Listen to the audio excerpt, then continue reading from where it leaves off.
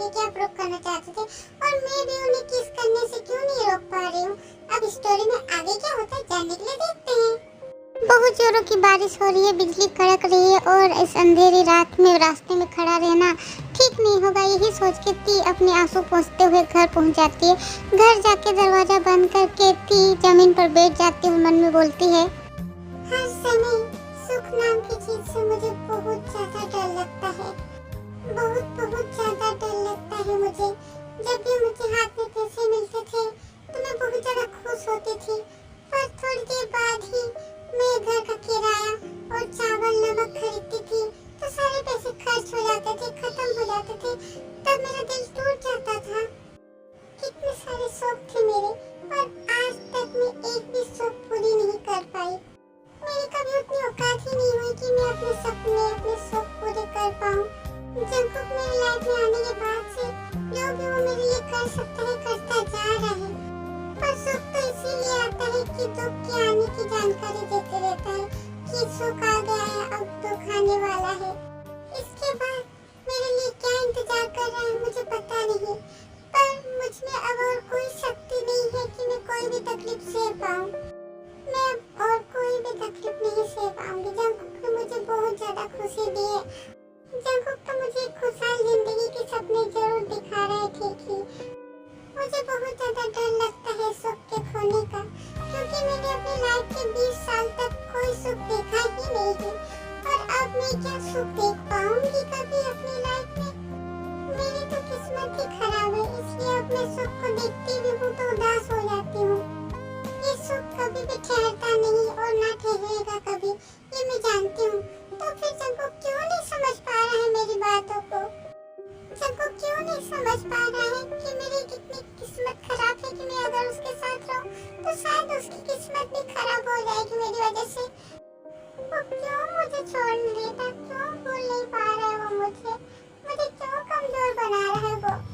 ती यही सब मन में बोल रही थी कि तभी ती के फोन में मैसेज आता है। ती देखती है कि जंकुक ने मैसेज किया है, उसे किचन में जाने के लिए बोला है।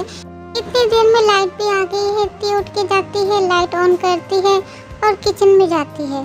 ठीक तभी ही जंकुक ने ती को कॉल किया। ती कॉल रिसीव करके जंकुक के बालकनी की ओर देखती रहती है और जंकुक भी बालकनी में खड़े होके ती के किचन की ओर देखते रहता है। ती अपने कपड़े चेंज कर लो जाके, वरना बुखार हो जाएगा। And thanks for the gift.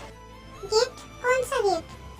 किस मेरे बर्थडे का बेस्ट गिफ्ट था ती, और मैं जानता हूँ कि तुम मुझे कुछ नहीं दे पाओगे और मैं चाहता भी नहीं हूँ, पर मुझे बाद में याद आया कि तुम्हारे पास मेरे लिए ऐसा गिफ्ट है जिसके लिए तुम्हें पैसा खर्च करना नहीं पड़ेगा, इसलिए मैंने अपना गिफ्ट खुद ही ले लिया। ये बर्थडे मुझे अपनी पूरी लाइफ याद रहेगा ती। ये सुनने के बाद खिड़की के सामने थोड़ा दूर हट के खड़ी हो जाती है। तो जंकुक थोड़ी देर चुप रहने के बाद एक सांस लेता है, फिर बोलता है, ती जाओ कपड़े जाके चेंज कर लो, और आई एम सॉरी मैंने अगर तुम्हें तकलीफ दी है या मन में कष्ट पहुंचाया है तो आई एम सॉरी। ये बोल के जंकुक कॉल कट कर देता है। ती फोन रख के नीचे जमीन की ओर थोड़ी देर देखती है, उसके बाद वो अपने रूम को जाने लगती है। जाते टाइम उसकी नज़र सोफे रूम पे जाती है तो सोफे के ऊपर देखती है कि जंकुक का जैकेट पड़ा हुआ है। तो उसे देख के ती मन में बोलती है, ये जैकेट तो जंकुक कुछ दिन पहले पहना था शायद, तो फिर ये जैकेट यहाँ पर कैसे आया? मैं तो ध्यान ही नहीं दे पाई कि यहाँ पर जैकेट पड़ा हुआ है और शायद जंकुक को भी याद नहीं है। ती अपने कपड़े चेंज करके आती है और जंकुक का जैकेट हाथ में लेती है और आईने के सामने खड़े होके वो जैकेट पहन लेती है। जैकेट पहन के ही ती बहुत खुश हो जाती है और हंसने लगती है और जैकेट पहन के ही ती सो भी जाती है। यहाँ जंकुक बिल्कुल भी सोता नहीं है, पूरी रात वो जागते रहता है, बस ती के बारे में सोचते रहता है। जंकुक ती के बारे में मन में सोचते हुए बोलता है, बस बहुत हुआ, अब और नहीं, अब सबको मैं बता दूंगा कि ती मेरी लीगली वाइफ है। अब मैं ती को ऐसे ही उसकी लाइफ बिताने नहीं दूंगा। ती ने अपनी लाइफ में बहुत कष्ट और तकलीफ उठाए हैं और देखे, अब और नहीं। अब मैं कभी भी ती की आंखों में आंसू आने नहीं दूंगा। मॉर्निंग हो गई है, सूरज की रोशनी रूम में आके गिर रही है। जंकुक उठ के बेड से तैयार होके ती के घर चला जाता है। पाइप के जरिए जंकुक बालकनी में जाता है। बालकनी से जंकुक घर के अंदर जाता है और घर के अंदर जाके टी के रूम में जाता है और टी को देख के रुक जाता है। टी जंकुक का जैकेट पहन के सोई है ये देख के जंकुक हंस देता है और टी के सर के पास जाके बैठता है और टी को बहुत प्यार से देखने लगता है। उसके बाद टी के माथे पर एक किस कर देता है। जंकुक मन में बोलता है, इस जैकेट को कितने दिन पहले मैंने खोल के कहाँ रखा, यही मैं भूल गया था। इसका मतलब ये जैकेट यहाँ पर था और वही जैकेट टी पहन के सोई है। बात तो यही है कि एक्चुअली मुझे टी के साथ कल रात रहना चाहिए था। मैं कल रात तुम्हारे साथ रहना चाहता था टी, पर कल जो हुआ उसके बाद तुम्हारा अकेले रहना इम्पोर्टेंट था, इसलिए मैंने तुम्हें कल अकेले आने दिया। ये बोल के जंकुक किचन में चला जाता है और नाश्ता बनाने लगता है। आवाज़ें सुन के टी उठ जाती है, जल्दी से उठ के बैठती है और जंकुक का जैकेट खोल के रख देती है और बेड से उठ के किचन की ओर जाती है। तो जंकुक काम करते हुए बोलता है, जैकेट खोल के कोई फायदा नहीं, मैंने तो देख लिया है। क्या देखा है आपने? मैंने देखा कि तुम जियोन जंकुक का ब्लैक जैकेट पहन के सोई थी। मुझे ठंडा लग रहा था इसलिए मैं पहनी थी और कुछ भी नहीं। अच्छा ठीक है, अब जाओ फ्रेश हो के आओ, मैं नाश्ता बना रहा हूँ। आज तो संडे है, कॉलेज बंद है पर ऑफिस तो खुला है। टी सर हिला के वहाँ से चली जाती है। जंकुक कढ़ाई में तेल डाल रहा था पर गलती से उसके शर्ट पर कुछ तेल गिर जाता है। इश, ये क्या हो गया मुझसे। जंकुक अपना शर्ट खोल देता है और टी जस्ट अभी फ्रेश होके सोफे रूम में आई है और किचन में देख के वो चौंक जाती है जंकुक को शर्टलेस देख के। टी मन में सोचती है कि जंकुक ने शर्ट क्यों खोला है, पता नहीं अब क्या जो करेगा। यही सोचते हुए टी पीछे जाने लगती है कि धड़ाम से सोफे पर गिर जाती है और बैठ के जंकुक को चौंकते हुए देखने लगती है और जंकुक अपना शर्ट लेके उसको साफ करते हुए टी की ओर आगे बढ़ के आता है और देखने लगता है कि टी वो शर्ट वाली पेपर खोज रही है घबराते हुए। टी को इस तरह वो पेपर खोजता हुआ देखकर जंकुक समझ गया कि टी क्या सोच रही है उसे शर्टलेस देखकर। जंकुक टी के सामने जब जाता है तो टी जल्दी से वो पेपर निकाल के जंकुक को दिखाते हुए बोलती है, दूर रहिए मुझसे, मुझे छुइएगा मत। जंकुक टी से बोलता है, शर्ट में तेल गिर गया था इसलिए शर्ट खोल दिया है और कोई रीज़न नहीं है, इसलिए और कोई रीज़न तैयार करने के लिए तुम मुझे मजबूर मत करो टी मैडम। और हाँ, तुम्हारे लिए मेरे मन में कोई इंटरेस्ट नहीं है, ओके। जंकुक को गुस्से से देखती है और बोलती है, अच्छा तो कोई इंटरेस्ट नहीं है, तो फिर कल वो क्या हुआ था? जंकुक टी को देख के बोलता है, मेरा इंटरेस्ट नहीं रहने का मतलब मेरा इंटरेस्ट है, पर तुम्हारे सर में दिमाग हो तो ही ना तुम समझोगी।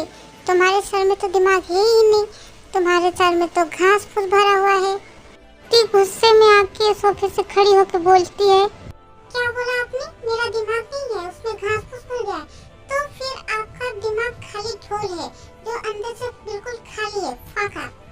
खाली घड़ा बचता बहुत है, यही तुम्हें समझना होगा।